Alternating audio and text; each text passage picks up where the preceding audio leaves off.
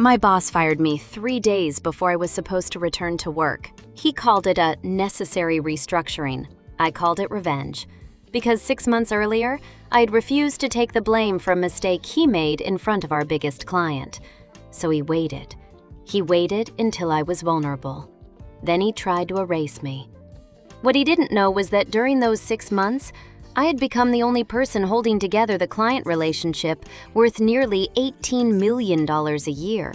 And when my boss fired me, that relationship went with me. My name is Emily Carter. For 7 years, I worked at Meridian Creative, a global marketing company with offices in Sydney, London, and New York. I wasn't an executive. I didn't have a corner office. I was an account director. The person clients called when something went wrong. The person executives called when they needed something fixed before Monday morning. And for 4 years, my biggest client was Sterling Rowe, a luxury retail company. Their annual contract was worth almost $18 million. I had built that account from scratch. I knew their executives. I knew their deadlines. I knew which campaigns they hated, which presentations made them nervous, and which tiny details could cost us $1 million renewal. Most importantly, I knew the people. My boss, David Lawson, didn't, but he loved taking credit for my work. At first, I tolerated it. When I landed the Sterling Rowe account, David presented the achievement to the board as his leadership success. When the client praised me, David thanked them for his team's strategic direction. When I created a campaign that increased online sales by 31%, David put his name at the top of the presentation. I swallowed it, because I had a career to build. Then came the presentation that changed everything. 6 months before my return from leave, Sterling Rowe was preparing to launch its biggest campaign ever. David insisted on presenting the final strategy himself. I warned him. The client wants the original campaign. David waved me off. They'll love what I've changed. He had replaced the campaign's entire creative direction. I told him the client had rejected that concept twice. He ignored me. 3 days later, we walked into the client meeting. It lasted 19 minutes. Sterling Rowe's CEO looked furious. You changed everything we approved. David smiled nervously. We believed the new direction would... No! The CEO turned toward me. Emily, did you approve this? I looked at David. He gave me a warning stare. I told the truth. No. The room went silent. David blamed me. He said I had failed to communicate the changes properly. I knew immediately what he was doing. He was protecting himself. I had emails proving otherwise, but I didn't fight him in front of the client. I simply said, I'll fix it. And I did. Within 48 hours, I rebuilt the presentation. The client approved it. The campaign went ahead. And then something unexpected happened. Sterling Rowe asked me for a private meeting. Their CEO looked me directly in the eyes. We trust you. Not Meridian. Me. I didn't realize how important those 4 words would become. 3 months later, I went on extended leave. Before I left, I created a detailed transition document. Every deadline, every contact, every campaign, every pending negotiation. I handed it to David. He smiled.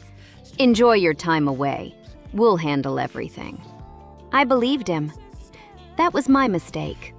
When I returned, I had barely walked through the office doors when HR called me upstairs. David was already there.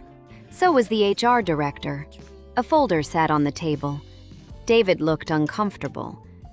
We've made some organizational changes. I stared at him. I'm being fired? He nodded. Your position has been eliminated. I looked at the HR director. Why? Business restructuring. I almost smiled. 7 years. One of the company's most profitable accounts. And suddenly my position didn't exist. Then David said something that gave him away. We'll need you to hand over the Sterling and Rowe relationship. I looked at him. Who are you handing it to? Daniel. Daniel was David's favorite employee. He had joined the company 8 months earlier. He had never met Sterling and Rowe's CEO. He had never negotiated a contract. He had never managed a crisis. But he had one important skill. He agreed with David. I closed the folder. Okay. David looked relieved. You're taking this well. I've had time to prepare. He frowned. You knew? No. I stood. But now I understand. I walked out.